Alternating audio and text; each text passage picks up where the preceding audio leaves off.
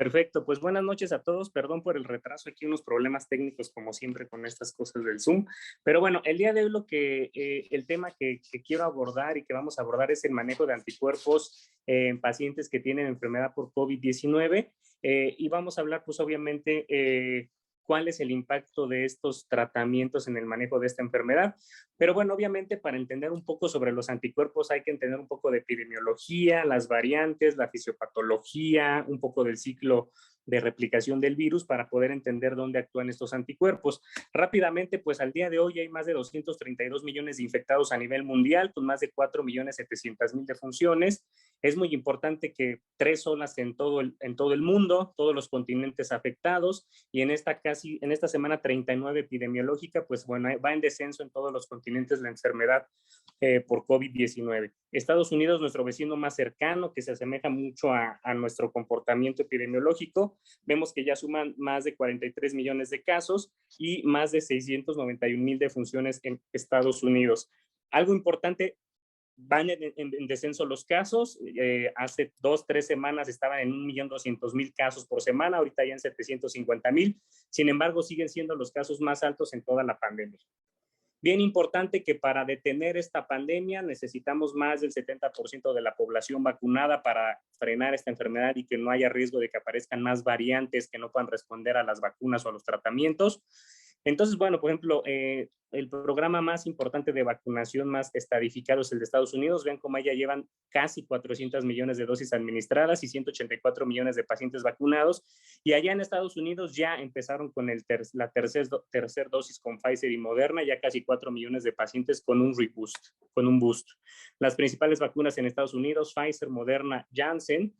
Y aquí en México, bueno, en México ha bajado el programa de vacunación en los últimos días, 166,854 personas diarias vacunadas, ya se han alcanzado casi los 100 millones de dosis aplicadas, pero sin embargo, hablando de personas, hay 63 millones y medio casi de personas vacunadas con una dosis, pero vean, lo importante es que el esquema completo no hemos llegado bueno, tenemos 44 millones y medio de mexicanos vacunados con esquema completo de los casi 130 millones que somos. Hay diferentes tipos de vacunas, todas afortunadamente sí tienen respuesta para enfermedad grave y muerte ante todas las variantes que han surgido últimamente. Con este descenso de casos, vemos que el país al día, en estas semanas epidemiológicas, la mayor parte de los estados pasan a semáforo amarillo, algunos en verde, y bueno, esto denota la disminución de casos a nivel nacional. Vemos que en México ya se han reportado más de 3.600.000 casos con 276.972 defunciones. Aquí vemos nuestra tercera ola en México, cómo va en descenso. De hecho, en las últimas 8 semanas epidemiológicas, un descenso de 40% de lo que se venía manejando a nivel nacional. Y vemos que también la mortalidad viene en descenso, de hecho ya está más baja que en los inicios de la primera y segunda ola, entonces bueno, sí hay una tendencia muy significativa a la disminución de casos a nivel nacional y en cuanto a defunciones. Un ejemplo, aquí en la Ciudad de México, ¿cómo nos estamos comportando? Bueno, ya hay 23% de ocupación hospitalaria, de un casi 50%, más de 50% que se llegó a alcanzar en esta tercera ola, con 520 camas ocupadas con ventilador en pacientes confirmados. Vean cómo la hospitalización en camas generales, que es la línea verde, la línea azul, y la de intubados, la línea naranja, pues viene en descenso. La hospitalización general y de intubados en la Ciudad de México. La disponibilidad de camas en la Ciudad de México es de más del 70% en diferentes servicios de salud, es decir, bueno, por el momento en esta tercera ola viene en descenso la incidencia de casos. Es muy importante comentar ahorita, vamos a empezar la época estacional de influenza. Van a decir, bueno, ¿qué tiene que ver estos virus con los anticuerpos contra COVID? Bueno, porque muchos de los anticuerpos contra COVID vienen de estudios que se están haciendo y que se han hecho con otros virus respiratorios, y no quiero dejar de pasar, bueno, cómo está ahorita la influenza. Estados Unidos ha reportado una actividad realmente muy baja, ahí vemos esa gráfica, lo amarillo es influenza A y lo verde influenza B, y vemos que están los subtipos. Realmente estamos terminando el periodo interestacional de influenza, la semana que entra ya empezamos el periodo estacional de influenza y hay que estar vigilantes de qué es lo que va a pasar si se siguen relajando las medidas del uso del cubrebocas y el distanciamiento social y lavado de manos. Vean cómo realmente estas dos épocas estacionales, pues parece ser que esta segunda, si todo sigue igual, se va a comportar igual que la pasada, que no hubo casos realmente importantes. Vean, en Estados Unidos la actividad muy mínima de influenza, La mortalidad por infecciones respiratorias agudas graves en Estados Unidos también viene a la baja en esta tercera ola y bueno, obviamente la mayor parte relacionadas a COVID. En México estamos viendo que realmente en la temporada de influenza se han reportado muy pocos casos, pero lo que sí es importante ver que hay varios casos, más de 20 casos en este periodo interestacional de influenza que se reportaron en el país, principalmente B, que son todas esas verdes que vemos ahí, pero ninguna de función. 21 influencias en total en este periodo interestacional. Vamos a ver cómo se comporta la influenza en el país en el periodo estacional que viene 2021-2022. La mayor parte de las edades tuvieron algún caso de influenza a nivel nacional. Y les quiero poner este reporte de influenza y de otros virus respiratorios del OPS de hace unas semanas, donde reportan que hay un incremento importante de virus incisional respiratorio en algunas zonas de América, principalmente la región andina y Norteamérica. Pero si se dan cuenta, hay muchas otras épocas estacionales del 2014 a la fecha. Todas esas gráficas azules es el virus incisional respiratorio. Sí hay un incremento muy importante en las andinas, pero en general en el Caribe, América Central y en Norteamérica son casos muy bajos. La línea morada que ustedes ven a su extrema derecha son los casos de COVID. Lo que llama la atención es que hay más incidencia de virus incisional que de COVID en las últimas semanas en las regiones andinas y en Norteamérica. Por eso es un virus que ahorita se está vigilando mucho. Y bueno, aquí vemos la época de influenza de diferentes estaciones del 2014 a la fecha. Vemos que no hay nada de actividad de influenza y básicamente la mayor parte de la actividad es por COVID. Aquí tenemos la actividad de COVID, que son estas gráficas moradas, muy importantes prácticamente en todas las regiones de las Américas. Y vean, esto es una estadística que siempre que tenemos en la página del INER sobre las infecciones respiratorias. Ya prácticamente llevamos un periodo estacional y uno interestacional sin un solo caso de influenza en el instituto hospitalizado. Lo que hemos tenido en las últimas 4, 8 semanas epidemiológicas son enterovirus, uno que otro coronavirus no SARS-CoV-2 y 2 casos de virus incisional respiratorio, o sea, muy bajo.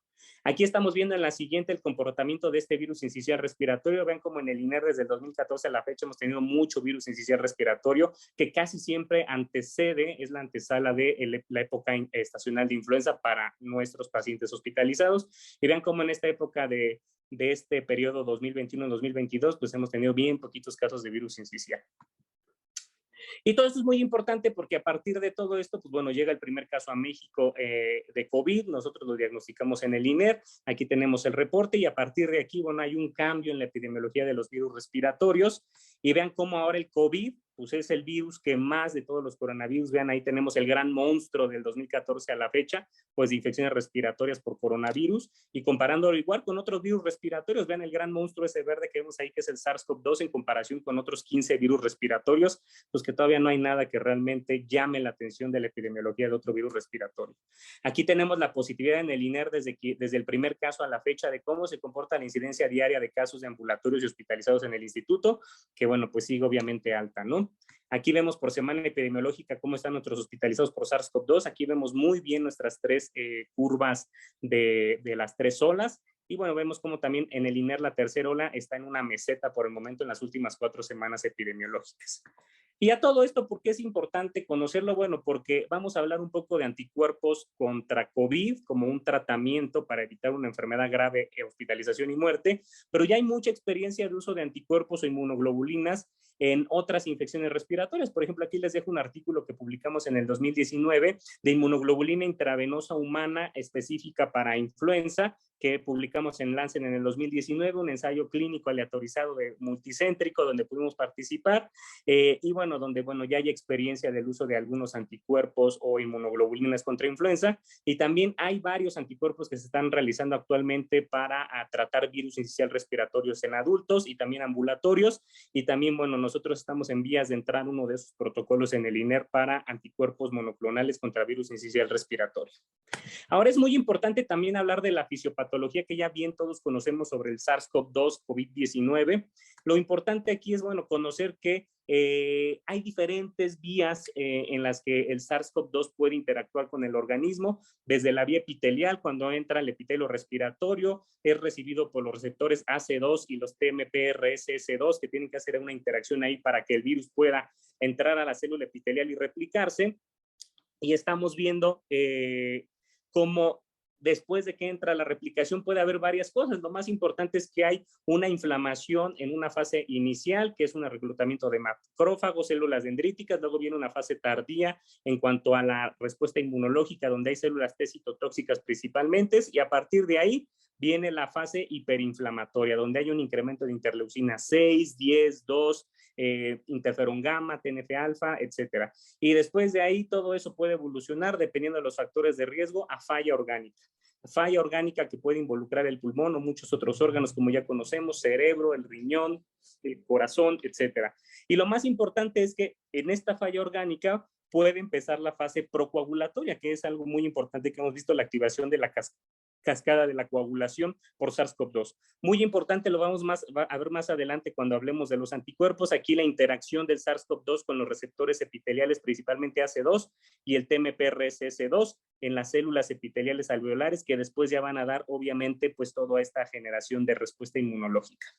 En la siguiente estamos viendo todas las manifestaciones extrapulmonares que pueden dar toda esta cascada inflamatoria procoagulatoria, que bueno, es afecciones cerebrales, cardíacas, renales, hepáticas, gastrointestinales, hematológicas y generales, desde una hepatitis, un daño renal, desde la diarrea que conocemos, la falta de gusto, olfato, las neuropatías, la encefalitis, la miocarditis o hasta el infarto agudo al miocardio. Y entonces, hablando de esta parte de la fisiopatología, aquí nada más bien importante, la entrada del virus a las células epiteliales se da por la interacción de la proteína Spike, la proteína S, que es un trímero, ahorita vamos a ver más adelante, y que tiene que interaccionar con el receptor de la enzima convertidora de angiotensina LK2 y la proteasa serina tipo 2 transmembrana, que es el TMPRSS2. Y obviamente cuando interaccionan estos, pues hay una escisión de la proteína S que regula la entrada viral en las células diana, y esta, bueno, obviamente está regulada por el TMPRSS2, pues que es una enzima clave en la preparación de este proceso del inicio de la fusión y la replicación del virus en las células epiteliales. Una vez que entra, puede entrar al virus, puede entrar a nivel respiratorio, puede ir el virus a nivel intestinal. Aquí vemos también cómo a nivel intestinal puede estar en las células intestinales, y bueno, también desencadena toda esta cascada inflamatoria y procoagulatoria. Aquí estamos viendo la respuesta inmunológica que se da contra el SARS-CoV-2 desde su llegada, una respuesta inmune innata y una adaptativa.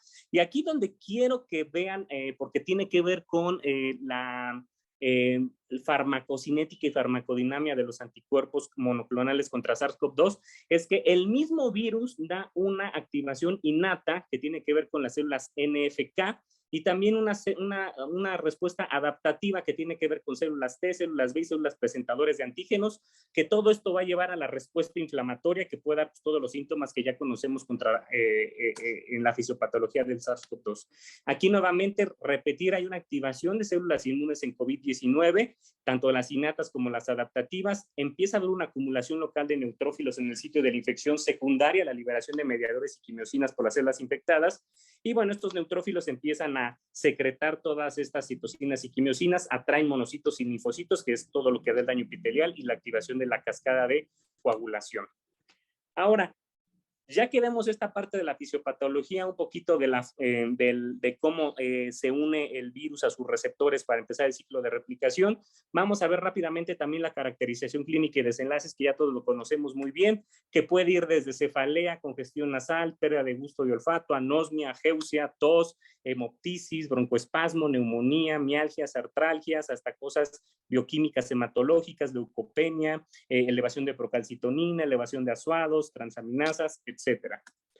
Y vean que las comorbilidades más frecuentemente encontradas en pacientes que tienen una enfermedad moderada, grave o que se tienen que hospitalizar son la hipertensión, el síndrome metabólico, la obesidad, la diabetes, el EPOC, las inmunosupresiones, el cáncer, la enfermedad cardiovascular. Es un reporte importante de los CDC de las comorbilidades que más frecuentemente afectaban a los pacientes con COVID hospitalizados. los reportes ya desde el inicio de la pandemia que conocemos, cómo se presentaban los pacientes, principalmente fiebre, tos, disnea, mialgias, artralgias. La aparición de disnea era en promedio a los 8 días del inicio de síntomas en los primeros reportes y la verdad casi siempre, bueno, sigue siendo un poco similar, a lo mejor con la variante Delta un poquito altas. Y bueno, obviamente los pacientes con ingreso a terapia intensiva con más manifestaciones clínicas, principalmente caracterizadas por disnea. Me gusta mucho este cuadro de Lancet sobre los inicios de la pandemia porque sigue muy vigente, yo creo. Vean cómo a partir del inicio de síntomas, ver que hay 7 días, a los 7 días normalmente se hospitalizan pacientes de alto riesgo. ¿Cuáles son? Vean aquí las comorbilidades más frecuentes para el alto riesgo: diabetes, hipertensión, enfermedad cardiovascular, enfermedad pulmonar obstructiva crónica y el cáncer. A los 8 días ya iniciaban con disnea los pacientes, a los 9 días pueden presentar SIRA y a los 10.5 días ya tenían que ser ingresados a terapia intensiva si eran pacientes de alto riesgo que puedan tener esta progresión.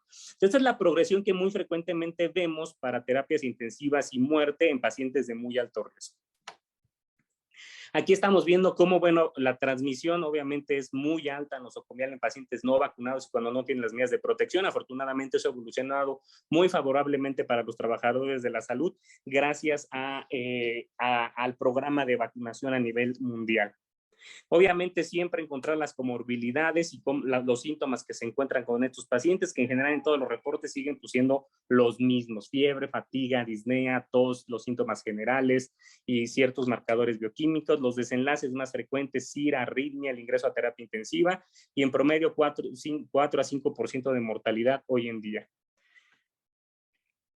Otra cosa muy importante es que, bueno, la mayor parte de los pacientes, si vemos el general de los millones de infectados, pues bueno, una enfermedad leve en el 80%, severa en 14%, el ingreso a terapia intensiva en 5%, pero sí cuando son pacientes críticos, la mortalidad puede ser hasta del 40%, todo esto hablando en pacientes no vacunados.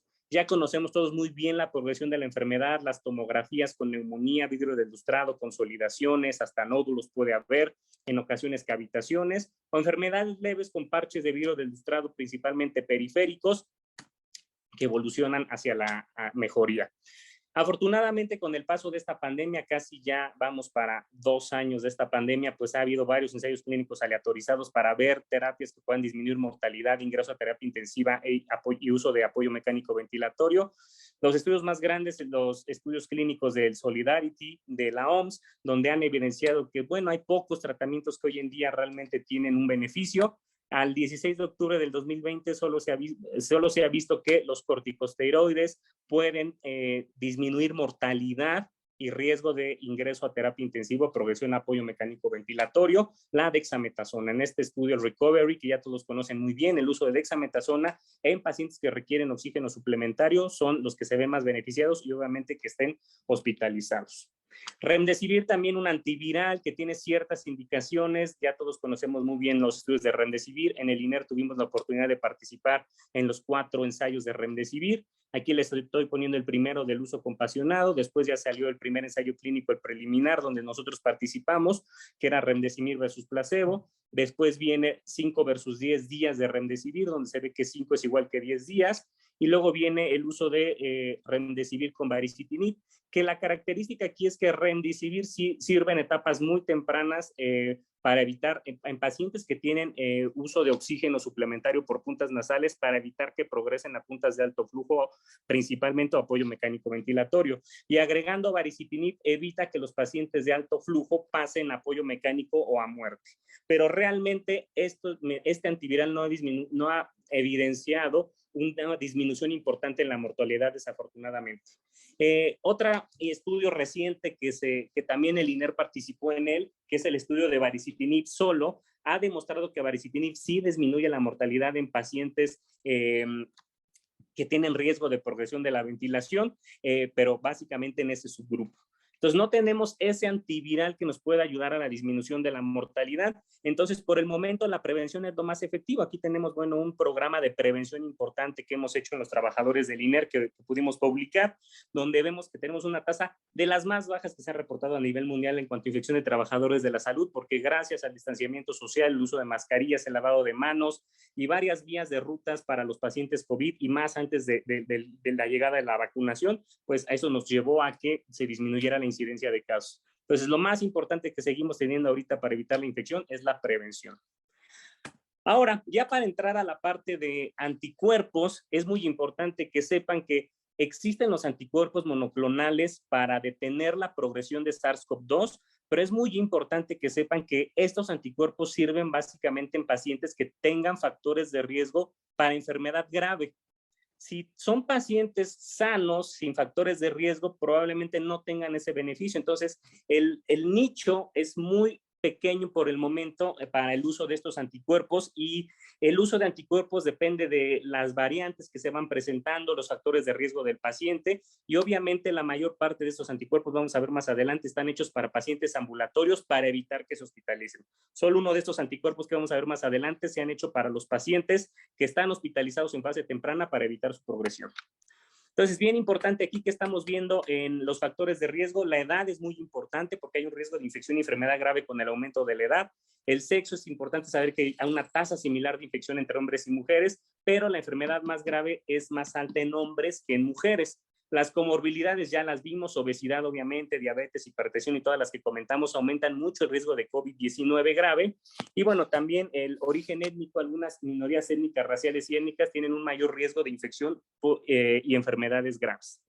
En esta siguiente diapositiva estamos viendo que la edad y las comorbilidades preexistentes son factores de riesgo para la enfermedad severa y la muerte. Es muy importante, esto ya también lo conocemos muy bien. Hay URs muy aumentados en pacientes que tienen más de 65 años, en pacientes que fuman, porque obviamente el fumar, el tabaquismo con índices tabáquicos elevados, pues deteriora la función pulmonar y la capacidad de combatir el SARS-CoV-2. El EPOC, vean, un riesgo relativo de 6.6, enfermedad renal crónica de 5.3, cardiovascular 4.5, diabetes de 3, hipertensión de 2.9.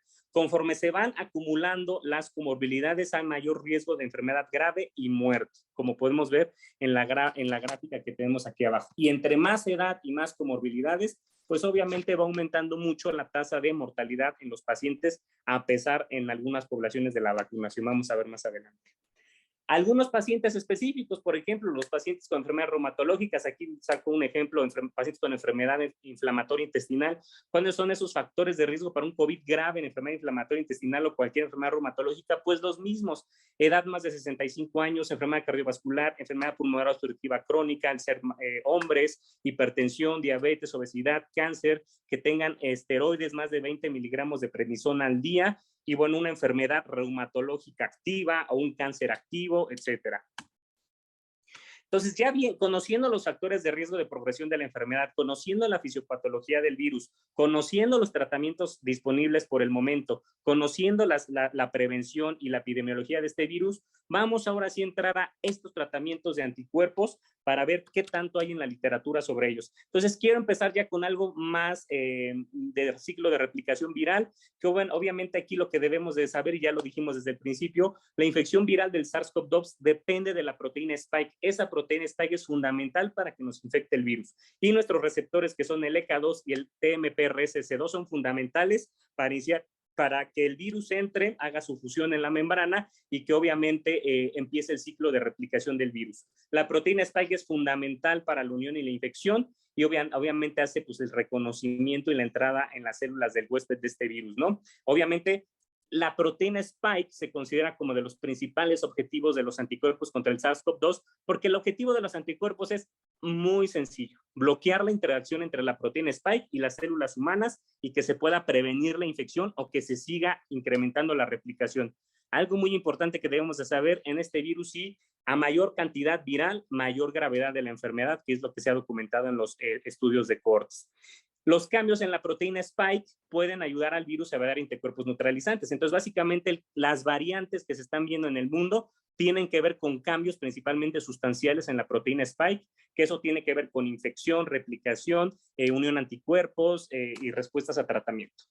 Bien importante que, bueno, obviamente conocemos que el SARS-CoV-2 es un virus ARN envuelto en un sentido positivo, pertenece a la familia Coronaviridae. La proteína Spike es una glicoproteína que pues obviamente se ven como una corona, y cada protuberancia se compone de tres monómeros de proteína Spike, por eso son 3 subunidades que tiene la proteína S. Entonces, es muy importante pues para el reconocimiento con los ECAs, ¿no? Pero lo que quiero que sepan aquí es que ahí tenemos a la proteína Spike, tenemos a las 3 subunidades y estamos viendo en la siguiente diapositiva justamente dos sitios muy importantes de unión del ECA, el sitio de unión RBD y el sitio de unión RBM. Entonces, ahorita más adelante vamos a ver qué quiere decir RBM y RBD, pero tienen que ver obviamente esto con la respuesta a los anticuerpos y qué tan buenos son. Obviamente el RBM está más conservado que en RBD conforme vaya cambiando el ciclo de replicación del virus y vayan apareciendo nuevos virus. Entonces la proteína Spike normalmente existe en una conformación prefusión, está cerrada, como podemos ver abajo, en una conformación cerrada. Y obviamente algunas partes del RBD están ocultas. Entonces, bueno, la proteína Spike puede estar en cualquiera de sus dos conformaciones, tanto abiertas como cerradas, como podemos ver aquí abajo. Entonces, ¿qué es RBD? Es el dominio de unión al receptor, que es el sitio más frecuente donde el ECA hace su unión con el RBD, y este es el sitio más frecuente donde puede mutar. Y el RBM es el motivo de unión al receptor, también es una zona importante, como me voy a regresar aquí. Ahí vemos esa zona azulita que dice RBM. Es una zona también importante. Vean, aquí está en un azul clarito el receptor AC2, que se une una gran parte del RBM. Pero el RBM tiene la característica de que es muy difícil que tenga una mutación y casi siempre está muy conservada esa zona. A diferencia de la parte RBD, que también es toda la gris que vemos ahí, esa sí tiene mucho cambio y también se une obviamente con el AC2. Ahora, obviamente, tras la infección viral, RBD sufre un cambio conformacional transitorio que se abre, obviamente, permitiendo que el SARS-CoV interactúe con el receptor de la célula huésped. Y obviamente, pues esto va a hacer que se exponga el RBM y permite que el virus se une al ECA2. Entonces, vean cómo el RBM se expone hasta que el virus tiene el contacto con el ECA por parte de RBD, el domain, que así se le llama. Y ahí lo tenemos, ¿no? Ahí tenemos cómo está el RBD. Y luego ahí tenemos ya el RBM, que es la parte azulita. ¿Sale? Ahora, importante, aquí estamos viendo en una forma tridimensional las 3 subunidades de la proteína Spike. Y estamos viendo ahí en el círculo azulito la parte RBM, que es el sitio de unión del ECA2, pero del motivo, Receptor Binding Motif. Y el RBD es Receptor Binding Domain. Entonces, el M normalmente también hay un LK2, pero se expone hasta que tiene contacto con la célula, ¿vale? Entonces, dependiendo de la zona donde se une el anticuerpo, es la clase que vamos a tener. La clase 1, vean cómo se une al RBD que apunta hacia arriba, la clase 2 al que apunta hacia arriba y puede tener contacto con los RBDs adyacentes. El clase 3 normalmente se une fuera del sitio de unión al ECA, y reconoce RBDs que apuntan hacia arriba y hacia abajo. Y el clase 4 no bloquea AC2, solo se une a los RBDs que apuntan hacia arriba, como podemos ver ahí. Ahora, dependiendo obviamente de la clase, es el anticuerpo monoclonal contra la proteína Spike. El sotrovimab, que es el VIR-7832, es el clase 3 más importante porque tiene interacción obviamente con las zonas más conservadas. El casirivimab con idemivab obviamente es clase 1 y 2 porque tiene una combinación que se une en las dos zonas. Balalinimab y etesevimab es clase 2 y el más nuevo de ellos es tixagevimab con silgavimab, que son clase 1 y 2. Estos son los 4 cócteles de anticuerpos monoclonales que hoy en día se encuentran disponibles para tratar la infección por SARS-CoV-2. Obviamente, la intervención temprana con anticuerpos monoclonales tiene como objetivo prevenir la progresión de COVID-19 en las personas con riesgo de enfermedad grave. Eso es muy importante saberlo. El manejo clínico actual de COVID consiste solamente en medidas de prevención, como comentábamos, control de infecciones y cuidados de apoyo. Obviamente, pues ya tenemos algunas terapias aprobadas en algunos lugares, dexametasona, baricitinib, remdesivir, pero son las que más han apoyado. Pero no hay ese antiviral ideal que se pueda disminuir mortalidad y replicación del virus. Obviamente, un tratamiento temprano de COVID-19 con terapia efectiva puede ayudar a evitar la progresión de una enfermedad más grave, especialmente, pues como ya comentamos, en pacientes de alto riesgo. Obviamente hay que reducir la carga en los sistemas de salud con este tipo de terapias. Los anticuerpos monoclonales están disponibles en algunos países para el tratamiento ambulatorio temprano, es lo que les estoy comentando, la mayor parte de los anticuerpos. Los ensayos para evaluar la efectividad potencial de estas terapias en pacientes ambulatorios de alto riesgo con progresión de la enfermedad son los que están en curso. Y ahí tenemos un poquito sobre las pues las indicaciones. Aquí tenemos los diferentes anticuerpos que les estaba comentando, las clase 1, clase 2, clase 3, principalmente que los que están usando ahorita, pues son sotrovimab, casirivimab y tixagevimab con su combinación. De estos no se encuentran por el momento disponibles en México. Vamos a ver más adelante qué es lo que ha pasado. De los primeros que salieron fue bamlanimab, pero desafortunadamente la variante Delta hace una mutación muy importante en la proteína Spike y el bamlanimab, vamos a ver más adelante, la variante Delta pues no sirve para evitar la fusión este anticuerpo monoclonal. Entonces, ya que estamos viendo la infección y replicación del SARS-CoV-2, bueno, pues aquí nada más para que vean la interacción del SARS-CoV-2 con la célula huésped, cómo hace la endocitosis, la función de las membranas, la liberación del RNA y la estructuración del virión para que pueda tener su exocitosis. Los anticuerpos monoclonales solamente sirven en el sitio de unión antes de que el virus pueda entrar a la célula y replicarse. Por el momento es uno de las terapias que se usan como para evitar la replicación viral en las fases iniciales. Ahí estamos viendo los anticuerpos monoclonales marcados en naranjas en la unión del AC2 con la proteína Spike. Y obviamente casi todos están hechos, pues obviamente para la proteína Spike cuando se une con el AC2, no con el otro que es el TMPRSS2. Todavía no existen esos anticuerpos para terapia. Ahora, la mayor parte de los anticuerpos tienen la acción solamente de bloquear la entrada del virus, pero uno de los más importantes, que es el sotrovimab, se ha demostrado que aparte de la neutralización, como vemos en este esquema, también induce el reclutamiento de macrófagos y activación de células T por vías de células NK y macrófagos. O sea, estos mismos anticuerpos, que se llama sotrovimab, pueden ayudar al reclutamiento de células NK y macrófagos para que se active el sistema inmunológico para la lisis de células infectadas. Entonces, esta es de las cosas más importantes que se ha visto en anticuerpos monoclonales, que aparte de neutralizar al virus y evitar la fusión y la replicación por bloquear la entrada, por la unión a los AC2, también, por ejemplo, sotrovimab es de los pocos que se ha visto que hacen que el sistema inmunológico reconozca células infectadas y las destruya por vía NK y macrófagos. Esto es muy importante comentarlo, ¿vale? Por eso es como de los más prometedores mientras no venga una variante nueva, ¿no? Entonces, por lo que les digo, el sotrovimab tiene la característica de que se une a un sitio altamente conservado en la proteína Spike. A diferencia de los otros, el sotrovimab se une a la parte RBM, que es el motif, y la mayor parte de las otras clases de anticuerpos se unen a la parte RBD de la proteína Spike. Ahora, los anticuerpos monoclonales es importante verlo en el contexto hoy en día de las mutantes virales. O sea, la mayor parte de las variantes pueden cambiar la conformación de la proteína Spike en cualquiera de sus 3 partes del trímero y eso puede afectar la unión del anticuerpo a la proteína S. Por ejemplo, el bamlanivimab y casirivimab, que se unen al RBM al motivo, es el más plástico y pobremente conservado de la proteína Spike, y esto es lo que obviamente genera las preocupaciones ante las mutantes, porque pueden reducir la actividad de estos anticuerpos, y lo ideal es la unión de un RBD fuera de esta zona que es la más plástica, ¿no? Que es el sitio más conservado que comentábamos hace ratito.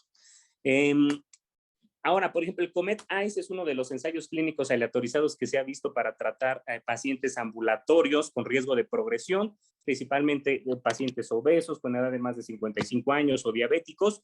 Y bueno, lo que vieron es que es un anticuerpo muy seguro que se da en dosis única, que tiene un buen efecto para, obviamente, es un anticuerpo monoclonal de doble acción que evita la fusión y evita también, y activa el sistema inmune para destruir células ya infectadas. Y la característica del sotrovimab, vamos a ver ahorita más adelante todos los demás anticuerpos, no solo me voy a enfocar en sotrovimab, pero es un anticuerpo que tiene actividad contra todas las variantes de preocupación que han salido al día de hoy, que es la característica, vamos a ver. Y bueno, obviamente los análisis primarios y secundarios es eficacia, obviamente evitar la hospitalización y la gravedad de los pacientes. Y bueno, pues la mayor parte de estos anticuerpos han encontrado una reducción del 80% el 85% en el riesgo de hospitalización o muerte para el día 29, que es lo más importante en comparación con placebo. O sea, por eso son muy importantes en las fases iniciales, pero repito, en las partes ambulatorias. Me voy a pasar al árbol de evolución de las variantes del SARS-CoV-2. Ahí vemos todas las mutaciones que se han visto en la proteína Spike y que han generado todas las variantes. Vemos variantes, la sudafricana, la brasileña P1, la 1351, la de Sudáfrica, vemos la P3 de Filipinas, la 1526 de Nueva York, tenemos la de Brasil, la P2, tenemos la mexicana que nosotros contribuimos a su publicación, la B11519, y que todas estas pueden hacer cambios conformacionales en la proteína Spike. Y aquí la característica es que vean, estamos viendo en esta diapositiva, ahí estamos viendo el árbol de evolución de las variantes de SARS-CoV-2 y estamos viendo todas estas variantes que les decía, pero la característica de todas estas variantes que estamos viendo aquí es que pueden acumular mutaciones y pueden modificar los epítopos a los anticuerpos monoclonales. Vean cómo Sotrovimab es el que realmente tiene, si vemos en la extrema izquierda de este cuadrito, aquí vemos todas las mutantes que han aparecido de todos los países, ahí está la mexicana, la B11519, donde la característica es que, por ejemplo, esta mutante mexicana no responde a Casirivimab, que son los cuadritos verdes de su extrema izquierda. Los cuadritos rojos es que no responden bien a Bamlanimab, y los cuadritos naranjas que no responden a Ezetivimab. Y el cuadrito rosas es la única variante que no responde al Sotrovimab. Entonces vean cómo hay variantes, por ejemplo, como la de California, la 1429, que no responde a Bamlanimab ni a Ezetimibat. Aquí vemos la acumulación, una grafiquita, un cuadrito amarillo y un cuadrito rojo. Cuando tienen tres, amarillo, rojo y verde, pues quiere decir que no responden a ningún anticuerpo monoclonal más que al Sotrovimab. Entonces, la variante más agresiva, pero que afortunadamente no ha sido tan transmisible, vean, es la variante de Camerún, la 1619, que no responde a ninguno de los 5 anticuerpos que se han estudiado, Sotrovimab, Etesevimab, Bamlanimab, Casirivimab e Imdevimab. ¿Sale? Y vean la variante mexicana, repito, la 11519, que es una de las que se ha extendido mucho en el país, básicamente no responde a Casirivimab. Y vean, ese es el artículo donde participamos en la secuenciación de muchas cepas en esta segunda y tercera ola, donde encontramos la variante 11519 que reportamos y bueno, fuimos del grupo que descubrió esta variante mexicana suiza, que así se le llama, y que es una variante de interés porque tiene alta transmisibilidad y igualmente da una enfermedad grave. Aquí vemos el estudio que hicimos de las variantes, la B11519, que repito que esta no responde al uso de Casirivimab. Ahora, estamos aquí en un cuadrito comparando los anticuerpos. Este es como el resumen de la plática de uso de anticuerpos monoclonales para COVID. Vea como todos son dosis prácticamente únicas, ya sean intravenosas o subcutáneas. La administración pues es intravenosa en general, alguna de ellas ya se han pasado a subcutánea. La característica es que todos tienen un sitio de unión a la proteína Spike. Casi todos de ellos pues o a la unión RBD o RBM, dependiendo a la parte conservada o no. La característica es que bloquean todos los anticuerpos, dan 2-3 cruces de neutralización. Y otra cosa muy importante es que la barrera, la resistencia, aquí tiene que ver con el cuadrito anterior, que se los voy a regresar. La barrera, la resistencia tiene que ver con esos cuadritos amarillos, rojos, verdes y rosas. Entre más cuadritos acumule la variante, pues más riesgo de que no funcione el anticuerpo monoclonal. Entre menos cuadritos tiene una barrera, la resistencia muy alta. Y vemos cómo aquí, pues de las barreras resistentes altas, pues principalmente el Sotrovimab tiene 3 cruces de barrera a la resistencia, como ya vimos. Ahorita por el momento la variante de Camerún es la única que no puede servir con este anticuerpo monoclonal. El Bamlanimab es uno de 2 cruces y todos los demás pues se van a una cruz. Y el Regdanimab, que es otro nuevo, pues nada más tiene una cruz. Muchos de ellos están usando, repito, como tratamientos tempranos ambulatorios o otra indicación es profilaxis, y el Silgavimab, que es uno nuevo, y el Regdamimab se están usando para pacientes hospitalizados en fases tempranas antes de que pasen del oxígeno suplementario por puntas a puntas de alto flujo. Y bueno, obviamente la mayor parte de ellos ya tienen aprobación por FDA, que son los que más se están ocupando. Ahora vean, este es el resumen justamente de las variantes más importantes y la actividad. Aquí lo que quiere decir en rojo es que ese anticuerpo no sirve contra esa variante. Vemos como el Bamlanivimab, que es el primero que salió, que respondía muy bien las variantes iniciales, Ahora con la variante Beta, Gamma, Delta no sirve de nada, por eso pues dejó prácticamente de ser útil este anticuerpo, y vemos que igual la combinación de bamlanimab con etesivimab, a pesar de eso en la variante Beta, Gamma, pues no es útil, ¿verdad? Pero si se dan cuenta, vemos en las otras columnas silagibimab, tipsagibimab o el sotrizumab, principalmente sotridimab, perdón, es el anticuerpo monoclonal que está respondiendo a las mutaciones más importantes, las variantes de circulación de preocupación que tenemos allá afuera por el momento. Ahora, este es un flujograma que tomamos del doctor Ostrowski, que tuvo una presentación en el CROI sobre los anticuerpos monoclonales, ha dado muchas pláticas, lo tradujimos para ustedes, y aquí estamos viendo un flujograma del servicio de urgencias para la administración de anticuerpos monoclonales. ¿Qué hacen en Estados Unidos? Repito, en México no hay indicación, están en las guías nacionales de tratamiento de estos anticuerpos, sin embargo, no hay distribución todavía y no se están usando en ningún lado por el momento, ni de forma privada o pública. Y obviamente, pues no ha habido ensayos clínicos aleatorizados de estos anticuerpos en México por el momento. Entonces, ¿qué es lo que hacen? Pues se presentan los pacientes a urgencias, tienen menos de 10 días de inicio de síntomas, tienen más de 12 años, están saturando más de 94%, tienen factores de riesgo para progresión de la enfermedad. Los pacientes están dispuestos a recibir una infusión de 1 hora o su inyección subcutánea, son elegibles para la administración del medicamento y se les va dando seguimiento. ¿Cuáles son estos factores de riesgo para administrar de forma ambulatoria estos anticuerpos a los pacientes? Pues ya los comentamos, pero estos son los que más usan en Estados Unidos: pacientes que tengan más de 65 años, asma, sobrepeso, cáncer, enfermedad cardiovascular, enfermedad renal crónica, EPOC, fibrosis quística, diabetes, síndrome de Down, afecciones genéticas congénitas, afecciones cardíacas, hipertensión, la inmunosupresión, principalmente VIH, trasplantes, la enfermedad hepática, el embarazo, muy importante. Estos anticuerpos están indicados, vamos a ver más adelante, en el embarazo sin ningún problema. El tabaquismo intenso, índices de masa corporal altos en pediátricos, cardiopatías congénitas, asma, etcétera. Ahora, ya para terminar, nada más vamos a revisar las guías actualizadas de los NIH con estos anticuerpos, y lo importante saber es que, bueno, la FDA ha actualizado varios anticuerpos, casi todos los que acabamos de comentar, casirivimab, uno de ellos, el otro importante pues es sotrovimab, y la característica es que me voy a pasar todas estas, porque básicamente es un resumen de los ensayos clínicos, para irme directamente a aquí.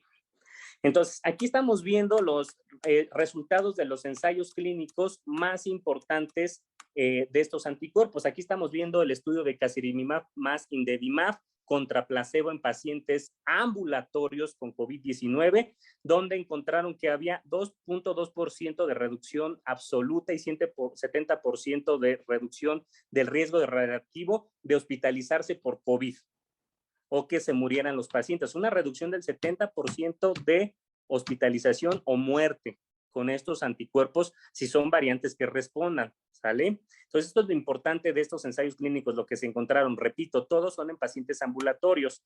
Ahora tenemos el ensayo de sotrovimab contra placebo, que encontraron 6% de reducción absoluta y 85% es de los más altos que hay de reducción de riesgo relativo en hospitalización y muerte en pacientes que reciben este anticuerpo versus los que recibían placebo. O sea, sí son muy buenos en pacientes clave, ¿sale? Y obviamente en pacientes ambulatorios y obviamente en la fase muy temprana, ¿no? Aquí estamos viendo el otro, bamlanimab más etesivimab, que básicamente había un 4.8% de reducción absoluta y 70% de reducción en hospitalización y muerte por COVID. Pero este estudio se cayó con la llegada de la variante Delta. Con la variante Delta no responden estos anticuerpos, ¿vale? Entonces, esto es muy importante comentarlo. Y ahora sí me voy a regresar a las condiciones importantes médicas, otros factores que son representados en los ensayos clínicos que evaluaron los anticuerpos monoclonales. Ya vimos todas las enfermedades crónicas, principalmente todo lo pulmonar. Todo lo pulmonar se considera una enfermedad que puede hacer que progresen a hospitalización y muerte.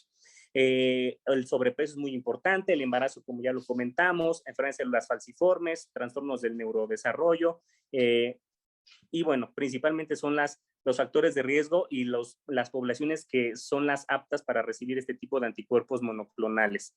Es bien importante reconocer que el uso de anticuerpos monoclonales no está todavía autorizado para pacientes hospitalizados. Entonces, esto no está todavía autorizado para pacientes hospitalizados en ninguna parte del mundo, ¿sale? Ahora, las variantes de preocupación son importantes siempre para valorar los anticuerpos. Entonces, la variante alfa conserva la susceptibilidad in vitro a todos los anticuerpos, que son de las iniciales, pero pues ahorita ya no está circulando esa. El 90% de la circulación es variante delta. La variante beta, la 1351, tiene las mutaciones C484K y la K417N, lo que hace una reducción en la susceptibilidad a bamlanivimab y ezetimibe, que ya comentamos. Esto es importante. La variante gamma, es como el resumen de las variantes, tiene las mutaciones 484K que ya conocemos muy bien y la K417 también hace reducción a bamlanivimab y etesivimab. La variante delta es una variante muy importante de preocupación, ya sabemos todo lo que ha causado en esta tercera ola en el mundo, tiene la mutación L452R que da una reducción en la susceptibilidad a la combinación de bamlanivimab, ezetimibe y en algunas otras anticuerpos monoclonales. La epsilon, pues bueno, hay una disminución también, pero principalmente en bamlanivimab y ezetimibe. También la combinación de casirivimab y indemimab parece mantener la actividad en esta variante epsilon. Y aquí pues un resumen obviamente ya para terminar sobre las variantes de preocupación y de interés y la susceptibilidad de estas variantes a los 3 anticuerpos importantes que se tienen disponibles principalmente en Estados Unidos y Europa, sotrovimab, casirivimab y bamlanivimab. Pues lo que estamos viendo es que básicamente casirivimab más indemimab, que es el que más se está usando en Estados Unidos, y sotrovimab son los que tienen mayor actividad contra la variante alfa, beta, gamma, delta, epsilon y otra. Van a seguir apareciendo variantes hasta que no alcancemos ese porcentaje de vacunación elevado. Ahora, ¿qué es importante sobre la vacunación de COVID-19? Si ya le toca la vacuna al paciente, la vacunación debe de posponerse durante 90 días en personas que han recibido anticuerpos monoclonales anti-SARS-CoV-2. Eso es muy importante, que vienen las indicaciones de todos los pacientes que los reciben. Es una medida de precaución, ya que el tratamiento con anticuerpos puede interferir con las respuestas inmunitarias inducidas por la vacuna. Entonces, es como si no funcionara la vacuna, aparentemente. En el embarazo se pueden dar, como comentaba, sin ningún problema de forma ambulatoria y tienen una muy buena seguridad. Es como las inmunoglobulinas que se llegan a dar para hepatitis y algunas otras enfermedades para evitar la enfermedad grave. Y bueno, básicamente con estos ensayos, pues yo termino mi plática. Entonces, vean cómo es un nicho pequeño, pero nuevo, pero bueno, que ahora ya estamos hablando de barrera genética, resistencias, variantes, unión al sitio de la proteína Spike. Entonces, tiene mucho de virología este uso de anticuerpos, pero desafortunadamente solo se ha visto el beneficio en pacientes ambulatorios y en pacientes que tienen factores de riesgo para progresión a una enfermedad grave. Y pues muchas gracias. Muchas gracias. Muchas gracias, doctor Martínez, por su presentación. Que sabemos que hubo el problema técnico, pero bueno, lo importante es que tuvimos oportunidad de escucharla. Y tenemos algunas preguntas. La primera pregunta es, ¿el uso de anticuerpos monoclonales mejora la fibrosis o solamente tiene un impacto en la mortalidad de las personas? Sí, el uso de anticuerpos por el momento solo está estudiado, o sea, los endpoints que se han estudiado es evitar la hospitalización y evitar la muerte, la progresión de la enfermedad. No se ha estudiado el uso de anticuerpos para las secuelas del COVID, como la fibrosis pulmonar, las alteraciones de gusto y olfato crónicas, la fatiga crónica. Nada de lo que se llama síndrome post-COVID se ha estudiado en el uso de estos pacientes que han usado anticuerpos. Seguramente en el futuro saldrán los análisis post-hoc en estos pacientes, pero por el momento no hay nada sobre fibrosis y secuelas de COVID en pacientes que han usado los anticuerpos monoclonales. Gracias, doctor Martínez. Una pregunta más es, bueno, ya se platicó un poquitito en la charla, pero la pregunta es, a final de cuentas está aquí, es ¿qué anticuerpos están disponibles en México y cuáles son sus costos aproximados? Bueno, sí, como comenté al inicio de la charla, desafortunadamente no hay ningún anticuerpo disponible en México, ni para tratamiento, ni para investigación. Desafortunadamente no hubo sitios de investigación que se aprobaran para el uso de estos anticuerpos. Entonces, bueno, pues hay que esperar, me imagino casi todas las industrias, GSK, AstraZeneca, Roche, tienen varios de estos anticuerpos y han sometido sus dossiers a las instancias regulatorias, pero pues estamos en espera de que estos se aprueben y de que realmente se puedan usar. Digo, podría pasar como en el caso de Bamlanimab, que se autorizó en Estados Unidos y salió la variante Delta y se dejó de usar. Entonces, bueno, también a lo mejor por eso se está teniendo cierta precaución para la autorización rápida de estos anticuerpos por el cambio tan rápido que hace este virus. Gracias, doctor Martínez. Hay una pregunta que no está muy asociada a la charla, pero si me permite la expongo, que es, ¿qué opinión tiene sobre el uso de la ivermectina? Bueno, no hay ensayos clínicos aleatorizados, doble ciego, que nos evidencien una disminución en la mortalidad, uso de apoyo mecánico ventilatorio y hospitalización en pacientes con COVID. Es algo que, por ejemplo, en el instituto no realizamos. No es una recomendación ni de la OMS ni de la FDA.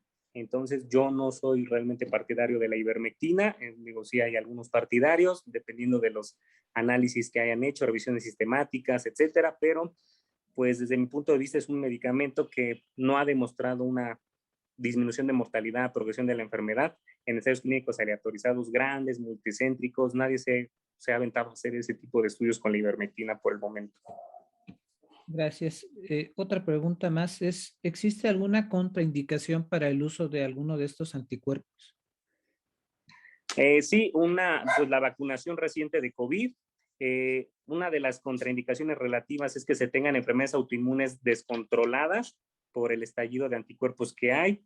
Y obviamente la contraindicación prácticamente absoluta por el momento es que sean pacientes hospitalizados o pacientes críticos. O sea, por el momento no hay estudios en estos pacientes, se están desarrollando, pero en estos que acabo de exponer solamente es para ambulatorios. Entonces la contraindicación es que un paciente hospitalizado por el momento no es una indicación para recibir estos anticuerpos monoclonales específicos contra la proteína Spike. Gracias. Otra pregunta más es, ¿existe alguna modificación en los marcadores asociados a coagulación con el uso de estos anticuerpos?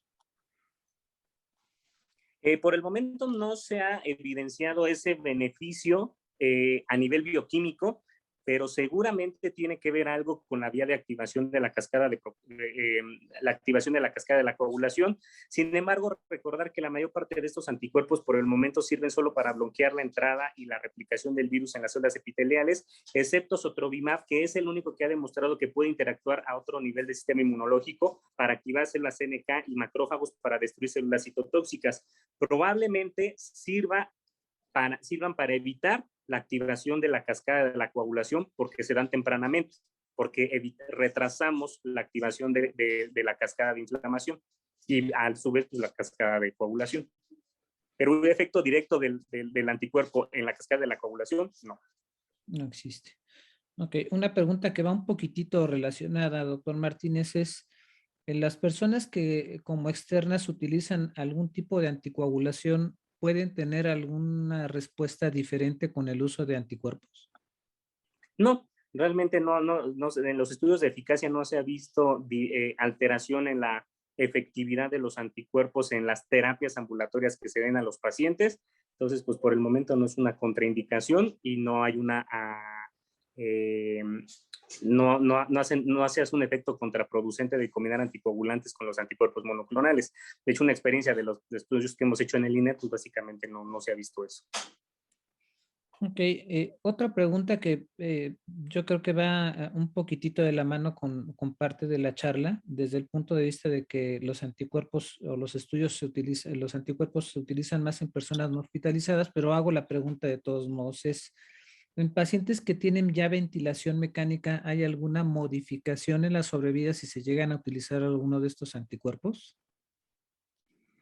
Se supone que si se utilizaron de forma ambulatoria temprana los anticuerpos con todas las indicaciones que dimos, probablemente sea mejor el desenlace a pesar de haber estado hospitalizado y con apoyo mecánico ventilatorio. Sí se usaron los anticuerpos, repito, de forma ambulatoria con los factores de riesgo comentados, pero ya en la parte tardía hospitalaria, no, ahí no. Pero probablemente sí, obviamente mejoran esa evolución hospitalaria de haberse administrado en la fase inicial. O sea, ahí sí. Sí. Otras dos últimas preguntas. La primera de estas dos es, ¿la obesidad sigue siendo el principal factor de riesgo para un desenlace fatal en personas afectadas por COVID? Sí, de hecho es de los más importantes y justamente es de los factores, de las comorbilidades que más han entrado a estos estudios de anticuerpos, porque se ha visto que la obesidad tiene un estallido inflamatorio más importante y obviamente el uso de estos anticuerpos puede, principalmente sotrovimab, disminuir este estallido inflamatorio principalmente en la población obesa. Y sí, obviamente la obesidad, y en el INER es lo que hemos visto, son los que peor desenlace tienen, menos respuesta a los medicamentos, etcétera. Okay. Y la última pregunta que yo creo que es interesante es, en su opinión, ¿cree usted que existirá durante la época decembrina otra ola de la enfermedad? Va a haber varios factores. El más importante es que de no alcanzar un nivel de vacunación, como comentaba al inicio de la plática, de más del 70% de la población mundial, va a haber riesgo de que aparezca una variante y nos haga una cuarta, quinta, sexta ola. O sea, eso sí va a suceder. El riesgo está muy latente hasta que no avance el programa de vacunación. Como todos hemos visto, la mayor parte de estas variables de preocupación salen en países pobres que no han llegado ni al 15-20% de su población vacunada con un esquema completo. Esa es una.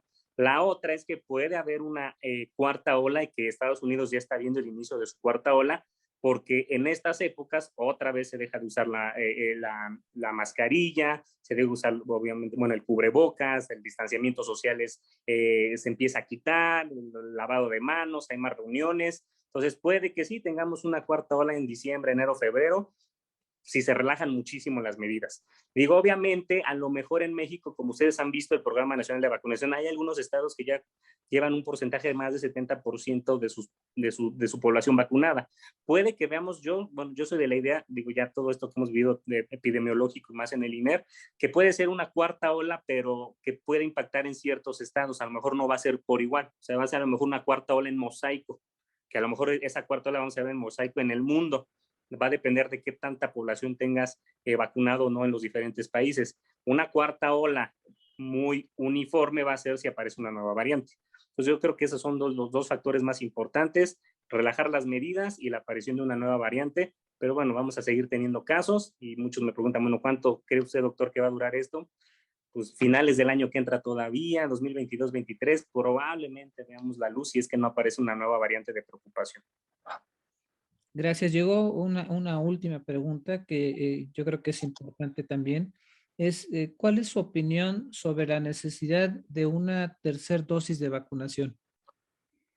No, pues yo estoy completamente de acuerdo porque hay muchos estudios en Nature, muchos estudios de corte sobre la disminución de la inmunogenicidad, bueno, de la titulación de anticuerpos neutralizantes en vacunas principalmente a base de mRNA. Las demás no hay evidencia científica. Las vacunas a base de mRNA son las que tienen evidencia más fuerte. Ya FDA y los CDC lo han aprobado una tercera dosis en pacientes vulnerables. Entonces yo creo que pues estamos ya en el límite de que muchos nos vacunamos y ya requerimos nuestra tercera dosis de refuerzo. Y pues sí, pues va a ser la única forma, porque si llega a haber otra variante, empieza a disminuir la inmunidad de las personas, ese sería un tercer factor que podría contribuir a una cuarta o quinta ola. Pero no es en todas las vacunas, eso sí que quede claro. Parece que las que son a base de adenovirus tienen mejor rendimiento en cuanto a temporalidad. Por ejemplo, AstraZeneca y Sputnik, pues por el momento no hay un refuerzo que se requiera. Llegaron otras dos. Sí, sí, adelante. Una dice, ¿los pacientes con esclerosis múltiple activa eh, tienen alguna utilidad esos anticuerpos monoclonales cuando el cuadro de COVID es leve? Eso es controversial, o sea, como la esclerosis múltiple activa es una enfermedad obviamente autoinmune, que hay un estallido ahí inflamatorio y de anticuerpos, probablemente no tengan la utilidad o el beneficio que deben de tener los anticuerpos. Entonces, la esclerosis múltiple debe de estar, y la mayor parte de los criterios de inclusión de todos estos estudios son enfermedades reumatológicas, cánceres, etcétera, bla, bla, bla, inmunosupresiones por trasplante, estables con más de 6 meses en una terapia estable. O sea, ese es el criterio, tanto como para el uso de anticuerpos como para ensayos clínicos de una vacuna. Que estén en su enfermedad crónica en un tratamiento estable por más de 6 meses. Si no, hay mucho riesgo de que no tengan el efecto clínico deseado de los anticuerpos, que es reducir la tasa de hospitalización y muerte. Y lo más probable es que no creo que impacte en la enfermedad, en la evolución de la esclerosis múltiple, pero va a reducir la efectividad del anticuerpo, como en los desenlaces clínicos de la COVID-19. Entonces, así como que en el auditorio que quede muy claro que pacientes con cáncer activo, enfermedades reumatológicas activas, inmunosupresiones en fases de inducción, puede que no respondan igual que pacientes que ya llevan 6 meses de estabilidad en el tratamiento y están pues obviamente en una meseta en cuanto a su tratamiento inmunosupresor. Entonces, lo ideal es que no tengan activa la enfermedad reumatológica. Gracias. O autoinmune. Y ahorita que hizo el comentario sobre las vacunas, llega otra pregunta que dice, ¿por qué en algunos países de Europa y en Estados Unidos no se permite el ingreso de personas vacunadas por Sputnik, tomando en consideración el comentario reciente que aparentemente la respuesta es un poquitín mejor o más durable? Sí, ahí la respuesta así como genérica es que porque la OMS no le ha dado su aprobación, que esa es la respuesta para todos los países. Pero bueno, probablemente esto tenga tintes políticos, porque los estudios, los ensayos, el estudio de Lancet son estudios muy bien hechos, que han demostrado muy buena eficacia clínica y seguridad, y hemos demostrado, bueno, en la experiencia que ya les podemos decir del INER, ya casi a un año de un programa de vacunación con todas las vacunas que ha metido el gobierno aquí en México, yo les puedo decir que Sputnik es de las vacunas que menos hospitalizaciones y menos graves llegan a tener, y más en pacientes de alto riesgo. Recordar que también, por ejemplo, estos anticuerpos pueden estar hechos para pacientes que ya se vacunaron, pero pueden tener una respuesta mala a la vacuna. ¿Por qué puedes tener respuesta mala a la vacuna? Porque tienes más de 5 comorbilidades, porque estás en una terapia de inducción de inmunosupresión, porque tu enfermedad reumatológica autoinmune de base está activa, porque tienes un cáncer activo, porque tienes una quimioterapia ongoing. Entonces, todos estos factores pueden hacer que tu eficacia de la vacuna disminuya y puedes ser candidato a los anticuerpos. Entonces, a lo que voy con esto es que esta vacuna Sputnik ha demostrado lo contrario. O sea, pues nada más hay que esperar que la OMS la autorice para que ya le dé luz verde a los otros países para que la autoricen como una vacuna para que puedan viajar las personas. Perfecto. Esa sí ya fue la última pregunta. Te agradecemos o le agradecemos muchísimo al doctor Martínez su participación y que nos haya tenido la paciencia por la cuestión técnica al principio de la charla. A todos ustedes también nuevamente la disculpa y a invitarlos a que se suscriban en la página de la asociación a las becas que tenemos disponibles para el Simposio Internacional durante la tercera semana de octubre. Muchísimas gracias a todos, muchísimas gracias nuevamente, doctor Martínez, y que tengan bonita noche. Gracias. Gracias a ustedes. Hasta luego.